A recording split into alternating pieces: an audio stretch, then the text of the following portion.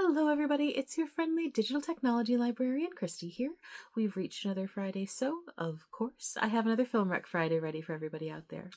So, I don't know if you've noticed, but Kanopy recently added a slew of really awesome fan favorite action films to their catalog. So, I thought I'd take today to mention just a couple that are really quite iconic.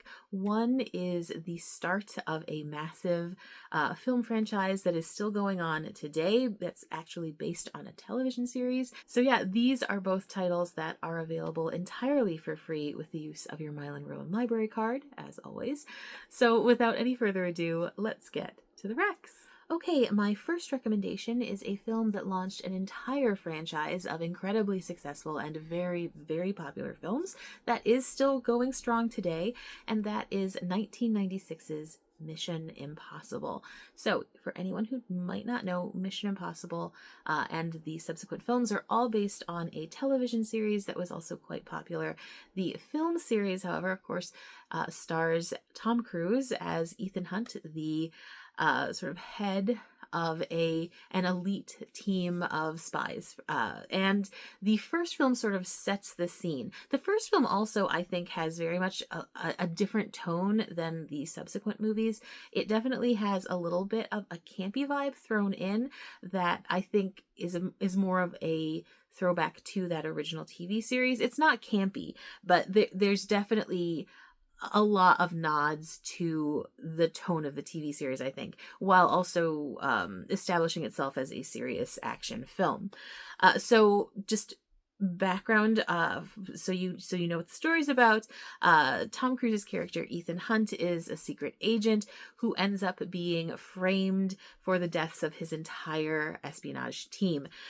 While he is essentially fleeing all of these government assassins, he's trying to figure out who framed him, who killed all of his friends and team members, and as he does so, he kind of forms a whole new team with new members. It's really pretty action-packed, and there are some really awesome scenes that have become iconic over time because this, of course, was from 1996. It was many, many years ago. But there are a few scenes that have held up to the test of time. I think most action fans are at least peripherally familiar with the scene where Tom Cruise is suspended over a room full of pressure sensors and lasers, where he has to maneuver to get information out of a system, all while just, of course, like hanging there suspended by these wires.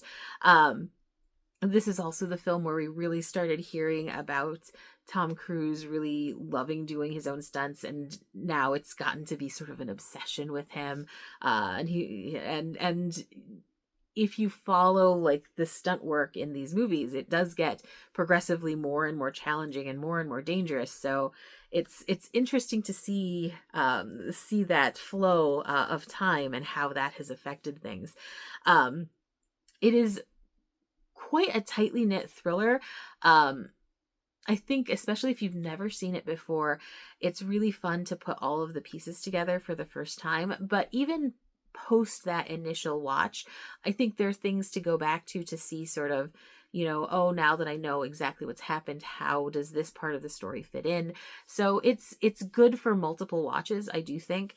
And it's also just kind of fun to see the cast that they've put together. Like, you have really familiar faces, like you see people who were in the cast today, but you also see actors who are no longer part of those casts. Jean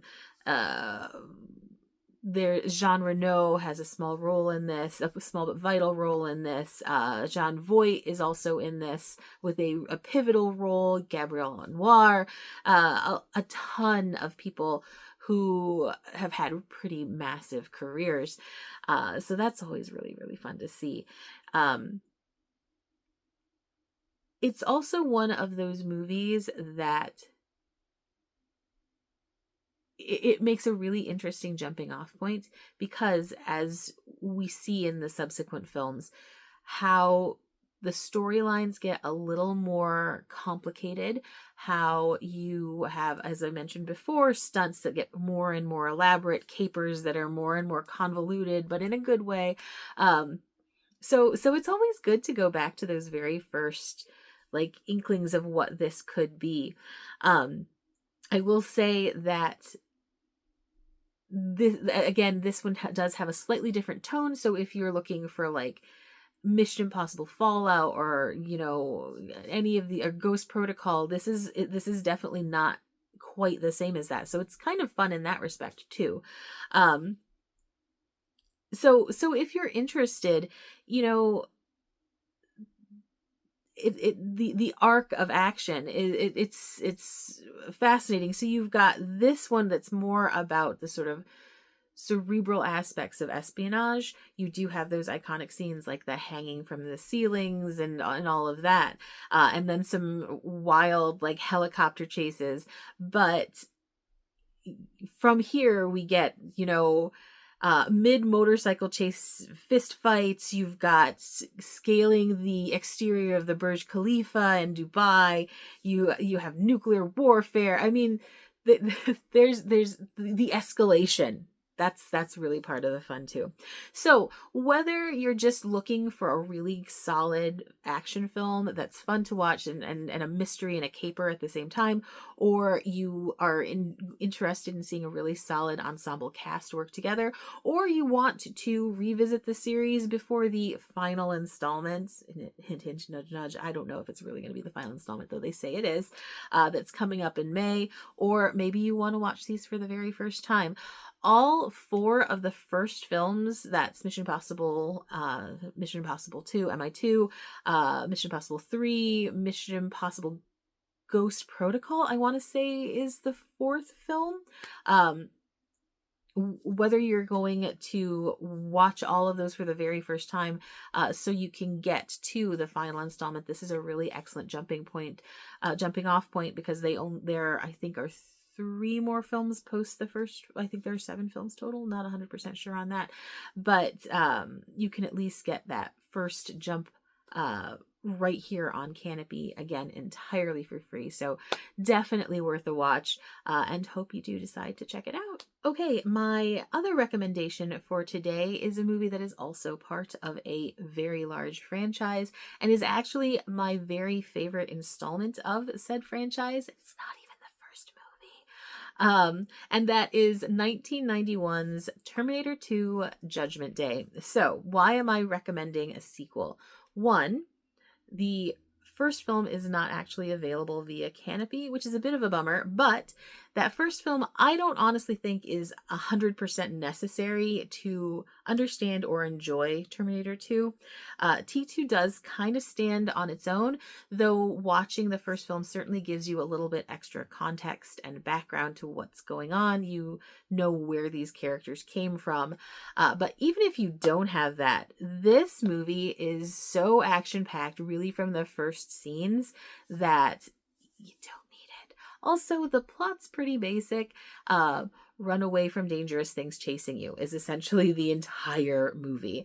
And even back in the day, like, it wasn't about the storyline or the plot so much as like the amazing special effects. And we'll get a little bit more into just how lauded those special effects were in just a moment. Let's rewind. So in T2, you have this essentially star vehicle for Arnold Schwarzenegger, but his character isn't even the heart of this story, though he is obviously a vital part of it. 10 years have passed since the first Terminator movie and T2. When we're dropped into this film, we are dealing with Sarah Connor, who essentially had to survive being hunted down by the original Terminator, also played by Arnold Schwarzenegger. And now that we're in the sequel film, she has to keep her son safe when a uh, deadly cyborg is sent back in time to kill her son as a child. Her son ends up being the leader of this big resistance battle in the future. So her son, John Connor, is essentially running from this incredibly advanced, incredibly dangerous cyborg, played by Robert Patrick, the T2. Now, while this chase is happening, he ends up being protected by the original Terminator, of course, played by Arnold Schwarzenegger. So you've got a lot of the chase elements tied together with this, big burly gruff man protector elements added into it. You've also got this like kick butt mom figure in the mix, and all of that is just piled on by crazy special effects, especially at the time. At the time, so much of this was so cutting edge. We'd not seen anything quite like it on screen before. It was a massive, massive hit, and people would go to the actual theater, not like pay stream, to see it multiple times. I'm pretty sure I went with my friends a couple of times when it came out, and and we'd have to like sneak in with older siblings. It was a wild time. Anyway, if you do happen to want to watch the first Terminator, just again to get that background and the context, it is of course available to check out via physical disc through CleveNet, or if you happen to have a Max subscription, it is currently available to stream there as well. So I wanted to talk again a little bit more about why this film was so popular. You had those incredible special effects that we'd not seen before, but you also really had a stellar cast. Sarah Connor was played by Linda Hamilton. You had Eddie Furlong, who played the young John Connor, who was phenomenal in this. I mean, like there's action acting, but then there was really like actual like digging down deep performance acting, and this had some really solid elements of that. Of course, Arnold is Arnold. No one's ever going to accuse the man of being a Shakespearean performer, but he does play like gruff protector very well, and he has made an entire post-Terminator career of that. I mean, he does do an exceptional job of playing these roles where you do believe him as a protector. Yeah, his delivery is kind of wooden, but since he's playing a cyborg, who cares? The cyborg would probably potentially have a very like robotic delivery. Everything fits together with this.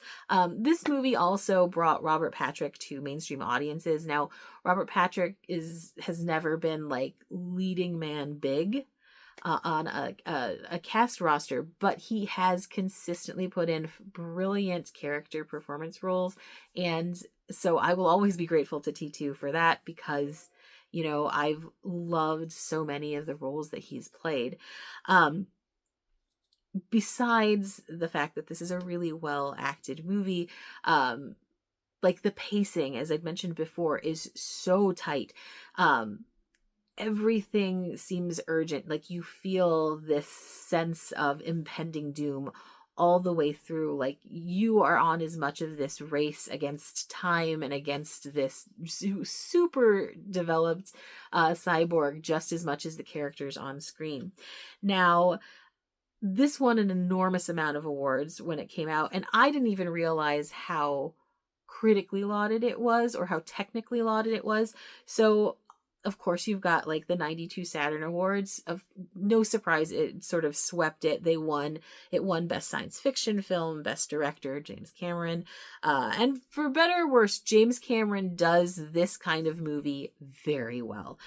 Best Actress for Linda Hamilton's performer, Best Performance of a Younger Actor, Edward Furlong, Best Special Effects. It also got a nomination for Best Actor for Arnold Schwarzenegger. But Saturn Awards, it's no surprise that it took home a ton. Like, that's the sci-fi show.